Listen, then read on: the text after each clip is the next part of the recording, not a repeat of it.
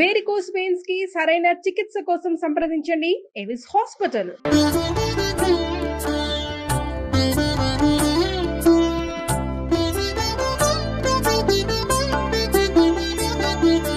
నమస్కారం. మాఘపురాణం 17వ అధ్యాయంలోకి వచ్చాం. వశిష్ఠ మహర్షి దిలీప మహారాజు తోటి చెప్తున్నారన్నమాట.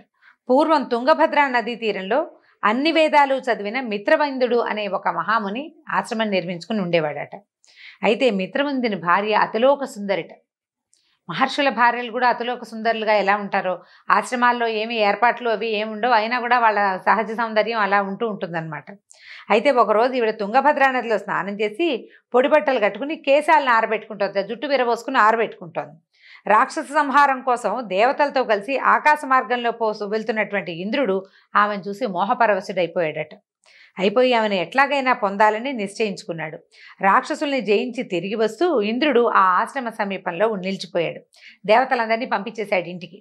ఇంద్రుడు అక్కడే ఆశ్రమ పైభాగాన్నే ఉండి ఆ మిత్రవింద ముని యొక్క భార్య యొక్క సౌందర్యాన్ని, ఆవిడ చేష్టలు, ఆవిడ అటు ఇటు తిరుగుతూ ఉంటే వాటన్నిటిని గమనిస్తూ ఆ పైనే చూస్తూ ఉన్నాడట. ఈ మిత్రవింద ముని తెల్లవారుజామున శిష్యుల్ని మేల్కొల్పి వేద పఠనం చేయించాలని తానున్న పర్ణశాల నుంచి బయలుదేరి బయటికి వెళ్ళాడట.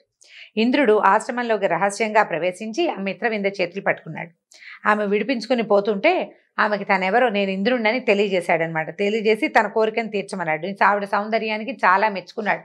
ఇంత అపురూప సౌందర్యవతివి, నీకు ఇలాగ తెల్లవారుజామునే నిద్ర లేచే భర్త లభించాడు, నాబోటి వాడైతే నీ తాతకు సౌందర్యానికి పూర్తి స్థాయిగా న్యాయం చేకూరుస్తాడని ఇలా నానా రకాల మాటలతోటి ఆమెని వశం చేసుకున్నాడు.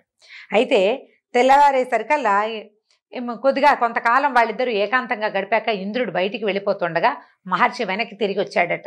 ఏదో వస్తు సంగ్రహణార్థం, ఏదో వస్తువు తీసుకోవడం కోసం వచ్చాడు. ఈ ఇంద్రుడిని చూసేసరికల్లా నువ్వు ఎవరు ఏమిటి అని ప్రశ్నించి విపరీతమైన కోపంతో, నువ్వు శత్రు సంహారం చేయటానికి వెళ్ళిన వాడివి, ఇట్లా పరుల భార్యలతోటి ఈ రకమైన ప్రవర్తన చేస్తావా? మనిషిగా ప్రవర్తించట్లేదు, నువ్వు జంతువుగా, అంటే మనిషిగా అనకూడదు, దేవుడిగా ప్రవర్తించలేదు, నువ్వు జంతువులా ప్రవర్తించావు, గాడిద ముఖం గలవాడి వైపు నువ్వు, నీ మొహం గాడిద మొహం అయిపోతుంది. ఆ తర్వాత నీకు ఇంకా దేవలోకానికి వెళ్ళే అర్హత లేదు, దేవలోకానికి వెళ్ళలేవు నువ్వు అని, నువ్వు సర్వనాశనం అయిపోమని దేవేంద్రుడిని శపించాడు. ఆ తర్వాత ఏం చేశాడు, ఈ భార్యని కూడా శపించి ఆమెని పాషాణం రాయి అయిపోమని భార్యని శపించి ఆ చోటును విడిచిపెట్టి ఆ గంగా తీరానికి వెళ్ళిపోయి కొంతకాలం తపస్సు చేసుకుని యోగశక్తితోటి దేహాన్ని విడిచేసి పరమాత్మలో లీనమైపోయాడు. ఇలాంటి కథ మనం ఒకటి విన్నాం కదా అని మీకు గుర్తొస్తుంది. ఇది ఆ కథకి రిలేటెడ్గా కాదు, కొంచెం విడిగా చెప్పబడింది అనమాట. అక్కడి నుంచి మునిశాపం వల్ల ఇంద్రుడి మొహం మాత్రం గాడిద ముఖమైంది, శరీరం అలాగే ఉందన్నమాట. అక్కడి నుంచి ఏమైంది, అక్కడ ఉండటానికి సిగ్గుపడి ఈయన ఏం చేశాడు, ఇంద్రుడు అక్కడే ఎక్కడ ఉంటాడు, ఆశ్రమంలో అందరూ ఈయన గుర్తుపట్టేస్తారు కదా, దాంతో పారిపోయి అక్కడ ఒక పర్వతంలో ఒక కొండ గుహలోకి చేరిపోయాడట. ఆ గుహ లోపల ఉంటూ అక్కడ దొరికిన గడ్డి తింటూ అలాగే బతుకుతూ వచ్చాడట. అతను అట్లా 12 సంవత్సరాలు, అంటే మానవ సంవత్సరాలు అనమాట, దేవతల రోజులు వేరు కదా, 12 సంవత్సరాలు గడిపాడు. అయితే రాజు లేని స్వర్గం మీద రాక్షసులు దండయాత్రకు వచ్చి దేవతలతో యుద్ధం చేస్తున్నారట. తర్వాత దేవతలు రాక్షసులతో యుద్ధం చేయలేకపోయారు. రాజు లేకపోతే ఏం చేస్తారు, నాయకత్వం ఉండాలి కదా. అక్కడి నుంచి వీళ్ళు తమ ప్రభు అయిన ఇంద్రుడి కోసం వెతకడం మొదలుపెట్టారు. ఎంత వెతికినా ఇంద్రుడు వాళ్ళకి కనపడలేదు. స్వర్గానికి తిరిగి వచ్చారు. రాక్షసులు మళ్ళీ వాళ్ళని తరిమి కొట్టారు. దేవతలు ఇంద్రుడిని వెతుకుతూ నదీ తీరాలందు, సముద్ర తీరమందు తిరుగుతూ ఉన్నారు. అయితే ఏమైంది, అది మాఘమాసం అవటం వల్ల మాఘమాసంలో నదీ స్నానం చేసి తిరిగి వస్తున్నటువంటి మునులని చూశారట దేవతలు. మాఘమాస మహిమని ముచ్చటించుకుంటున్నటువంటి మునులకి నమస్కరించి, మీరు చేసే వ్రతం ఏమిటండి, ఏ వ్రతం గురించి మీరు మాట్లాడుతున్నారు, మీరంతా ఇంతమంది సమూహంగా ఎందుకు వెళ్తున్నారు, ఏమిటి ఈ వ్రతము, ఏం కథ అని వివరంగా కనుక్కున్నారనమాట. అడిగితే దేవతలారా వినండి అని చెప్తున్నారు వ్రతం. దేవతలకి మునులు ఇలా చెప్పారు, ఏమని, మేము చేసే వ్రతము మాఘమాస వ్రతం. సూర్యుడు మకర రాశి యందుండగా ప్రాతకాలమున నదీ తటాకాదుల యందు స్నానం చేయటము, శ్రీ మహావిష్ణువు యొక్క పూజ, పురాణ పఠనము, యథాశక్తి దానము, దీనివల్ల దుర్లభమైన మోక్షం కూడా సులభమవుతుంది. అయిన తర్వాత మాఘమాసమున చేసిన మాధవ స్మరణ సర్వ పాపాలన్నీ నశింపజేస్తుంది.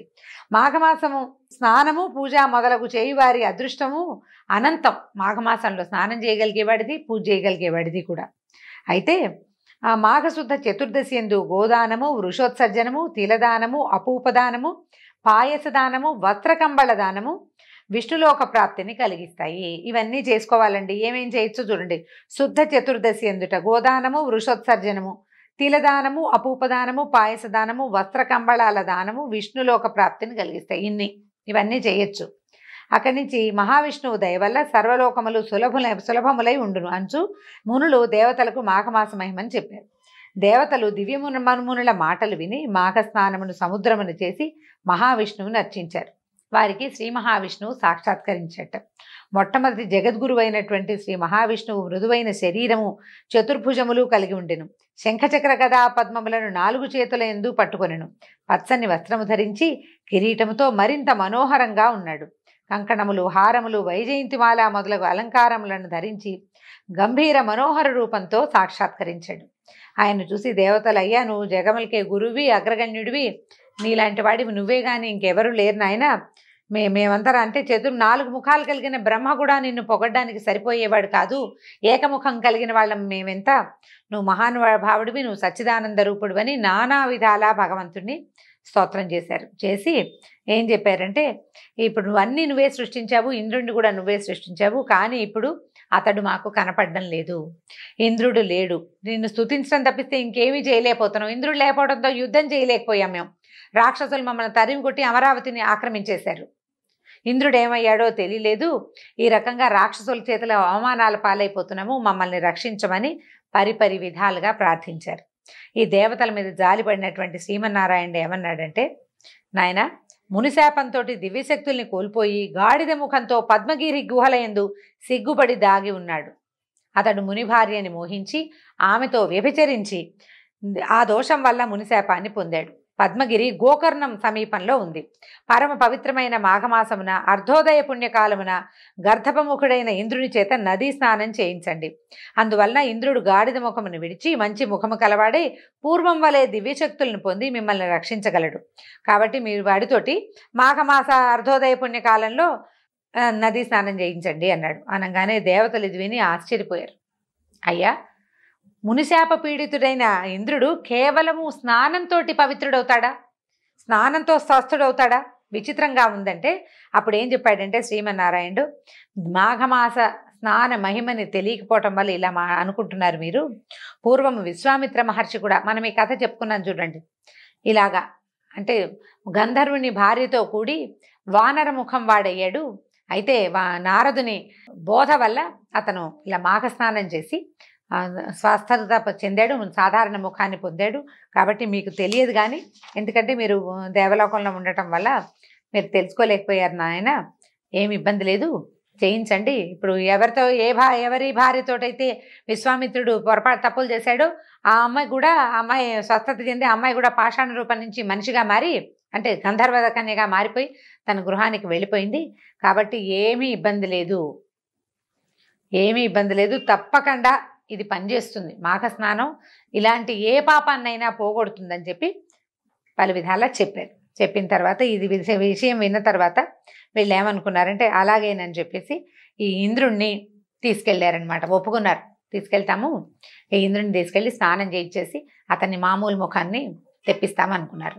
అయితే ఇక్కడ మనకు చాలా అనుమానాలు వస్తాయండి. పదే ఇంద్రుడి గురించి ఇలాంటి కథలు వింటుంటాం. ఇంద్రుడు ఏదో ఇలా చేశాడు, అహల్య శాపానికి కారణం ఇంద్రుడు. ఎవరైనా తపస్సు చేసుకుంటుంటే ఓర్చుకోలేడు, వాళ్ళ దగ్గరికి రంభాది అప్సర గణాన్ని పంపిస్తూ ఉంటాడు, వాళ్ళ తపస్సులు పాడు చేస్తాడు. మనం భాగవత కథా సుధలో కూడా విన్నాము. ఆ కృష్ణుడు వాళ్ళ మీద గోకులం మీదకి రాళ్లవాన కురిపించాడంటే వర్షం కురిపించి గోకులాన్ని అల్లకల్లోలం చేయడానికి ప్రయత్నం చేశాడు.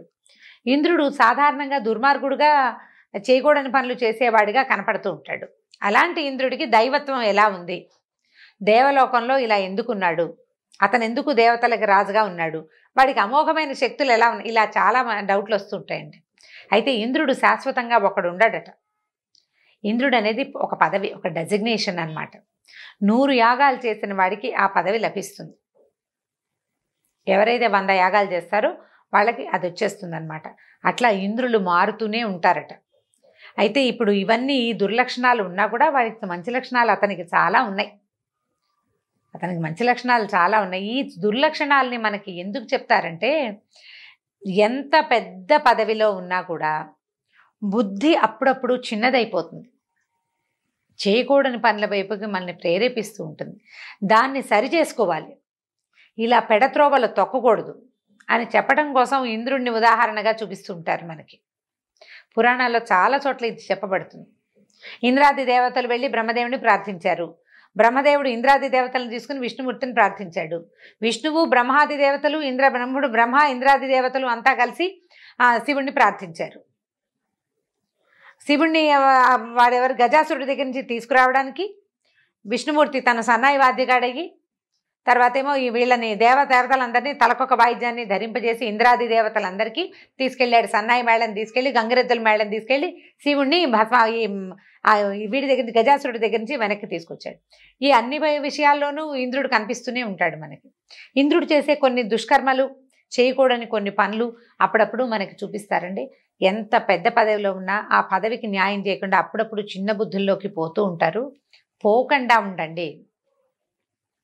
ఇంద్రుడైనా కూడా అతనికి శాపం వచ్చింది. ఇంద్రుడైనా శాపం వచ్చింది. ఇప్పుడు ఈ శాపం రావడానికి నువ్వు పెద్ద పదవిలో ఉన్నా తప్పులు చేస్తే కుదరదు. మరి నేను పైన ఉన్నాను, నేను ఎలా పడితే ఎలా ఉంటాను అంటే కుదరదు. నువ్వు పైన పెద్ద పదవిలో ఉన్నవాడివి ఇంకా వాళ్ళ దగ్గర పెట్టుకుని ఉండాలి, ఇంకా జాగ్రత్తగా ఉండాలి. నువ్వెప్పుడూ లోకానికి ఉపకారిగానే ఉండాలి. ఏ చిన్న పొరపాటు చేస్తా నేను అవన్నీ పెద్దవి మంచివి చేశాను, ఇది ఒక చిన్న తప్పు చేస్తే ఏమిటండి అని అడగకూడదు. చిన్న తప్పైనా ఇంద్రుడి లాంటి వాడికి కూడా, అంత పెద్ద పదవిలో ఉన్నవాడికి, దేవతలందరికీ అధినాయకుడైన వాడికి కూడా శాపం తప్పదు అని చెప్పడం కోసమే ఈ ఇంద్రుడి కథలు మనకి తరచూ చెప్పబడతాయండి. దాని మీద పెద్దగా మన ప్రశ్నలు వాటికి ఏమి తావు ఇవ్వకూడదు. మనం ఒకసారి ఆలోచిస్తే మనకే అర్థమవుతుంది. దీంతో 17వ అధ్యాయం పూర్తయిందండి. 18వ అధ్యాయంలో రేపొద్దున మళ్ళీ కలుసుకుందాం. నమస్కారం.